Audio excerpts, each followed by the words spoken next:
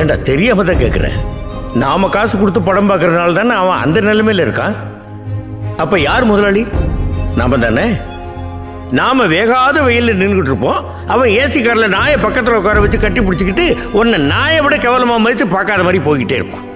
நீ அவன் காருக்கு பின்னாடி வாழ்க வாழ்க வாழ்கன்னு கையை தட்டிக்கிட்டே ஓடுவேன். ஏட்டா உப்பு போட்டு தானே சோறு திங்கிறீங்க? யோசிச்சு பாரு. நீ ரசிகனா இருக்கிற எந்த ஒரு நடிகனுடைய பிள்ளையாவது இன்னொரு நடிகனுக்கு ரசிகனா இருந்து அவனுக்கு கட் அவுட் வச்சு பாலாபிஷேகம் பண்ணி அவனுடைய வாழ்க்கையை நாசம் பண்ணிட்டு இருக்கானா? அவன் நடிச்சு சம்பாதிச்சு கார் பங்களான்னு போயிட்டு தான் இருக்கான். ஆனா நீ ஒரு நாள் மழை பெஞ்சா கூட வீட்டுக்குள்ள தண்ணி வந்து இருக்கிறதுக்கு இடம் இல்லாம நடுத்தரில் வந்து நிற்ப.